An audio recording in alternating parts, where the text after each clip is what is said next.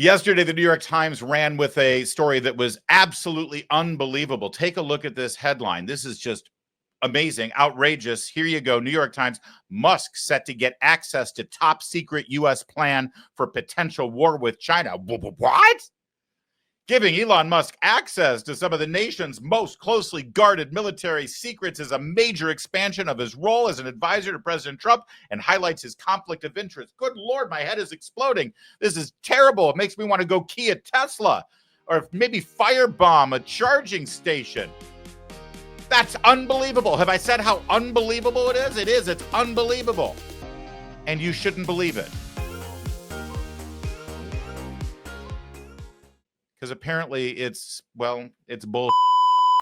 It's not true. Sean Parnell is the spokesperson for the Pentagon. He appeared on Fox News this morning within 12 hours of this story running, and, well, he cleared things up. Yeah, on the record, that is completely fake. And let me show you this. This started with this New York Times headline, and they've since changed it. But Musk set to get access to top secret U.S. plan for potential war with China. This is egregious. This is fake. The New York Times should retract this story. 5 anonymous sources. I've been on bilat calls with the secretary. I see how hard he's working to implement the president's agenda and pursue peace through strength. This type of garbage from the New York Times undermines that process and undermines our mission. It shouldn't happen at all. Elon Musk is just coming over here for a visit. Again, he's an innovator. This is a guy that shot a rocket at thousands of miles an hour that's thousands of pounds. And as it landed back on the earth, it was grabbed out of midair by a giant robot arm. Yeah. We want a guy like Elon Musk in the Defense Department to help us come up with creative solutions to the problems that we face of the day. But this article is ridiculous. It's fake. And I can confirm that on the record. It's great to see. That's Sean Parnell. He, a fellow podcaster, military veteran, former podcaster, I should say, and now the spokesperson for the Pentagon, doing a great job with Pete Hegseth. It is great to have people who are so good at the media and pushing back and fighting. So Donald Trump isn't doing all the fighting with the media and all the lies like he had to do the first time around. It's wonderful to see, and good for him going right after the Times and holding up a copy of the headline and all that stuff. But also, let's go back to the headline for a second, and let's just examine this for a second. So access to top secret U.S. plan, that's not true. But let's take the actual fact of the matter that the Pentagon, doing basic strategic war planning, and let's face it, we live in a pretty high-tech world here, whether it's cyber warfare, drone warfare, intercontinental ballistic missiles, and aerospace being involved in our warfare with adversaries like China.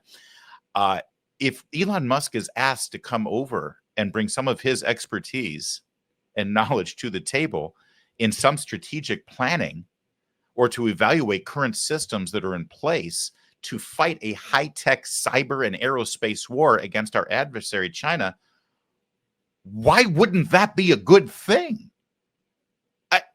What would the New York Times headline be when they learned that this nuclear physicist, this professor named Oppenheimer, has now been brought into secret war plans to create a weapon against the Nazis and the Japanese during World War II? This is ridiculous.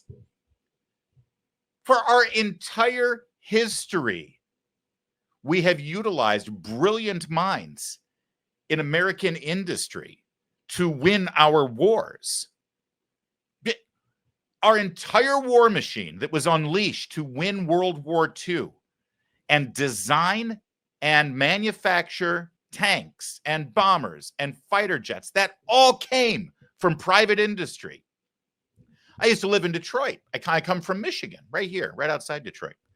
My brother went to what was then called the General Motors Institute. He got his degree in engineering from GMI, and he did what was called a co-op work program, where he would go to school for half the year, and then he would get a job at a GM location. And then after his college tuition was paid for by GM through all this program, because he was working for free, then he got a job with GM that was offered to him for a few years. And that was sort of the deal they made. It's sort of like going to West Point, right? Or the Naval Academy.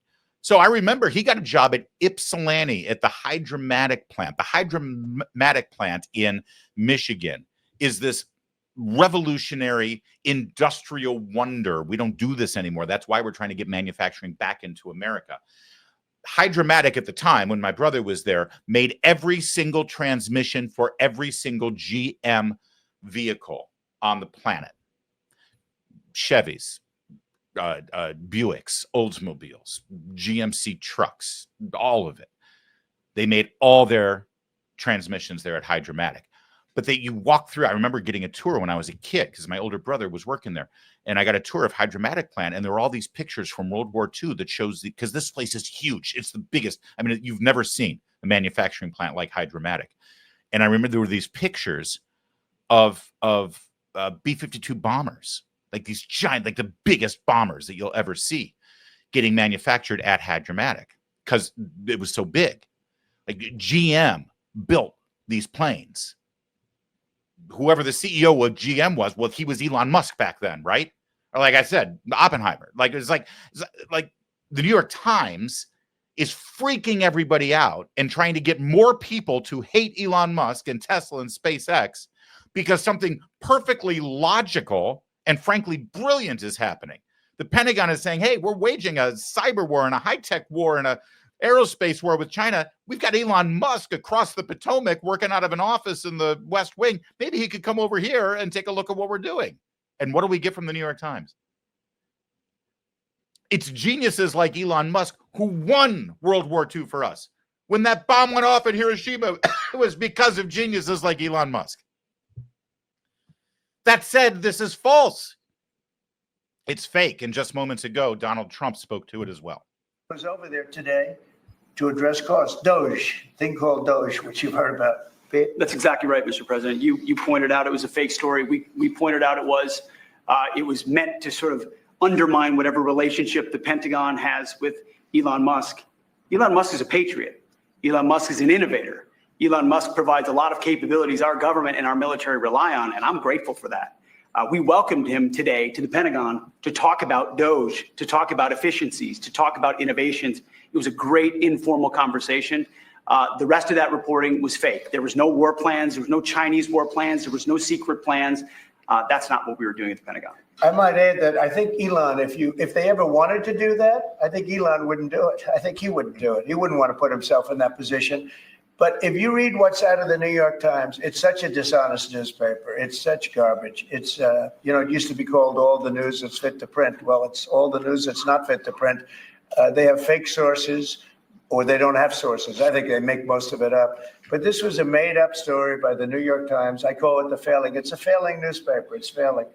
And they shouldn't do that. They really are the enemy of the people. And something else. We do need honest journalism in this. We've made such big strides over the last 2 months, but we just need honest journalism, and we don't have it. When you have a CNN, you have to watch these people every once in a while just to see where they're coming from, and it's so dishonest. MSNBC is, I think, probably worse, and they're both doing horribly in the ratings. I think they're going to be turned off. I don't think they're not doing any ratings.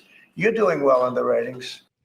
All right. Well, there goes Mr. Trump doing what he does best, which is pushing back on the media and telling it like it is. And we appreciate that, too. So bottom line here, New York Times lied. It's not a true story. And, oh, by the way, as Trump just said, even if they had asked Musk, he probably wouldn't do it because he doesn't want to get in that. And it's true. He seems to be a bit of a peacenik. And I don't know if he wants his technology and his brains to be utilized for war purposes. But thirdly, and most importantly, if the Pentagon had asked for his advice on cyber warfare and aerospace warfare, that actually wouldn't necessarily be a bad thing because we have done this. You go back to the Civil War. Ironclad ships were invented during the Civil War by private industry.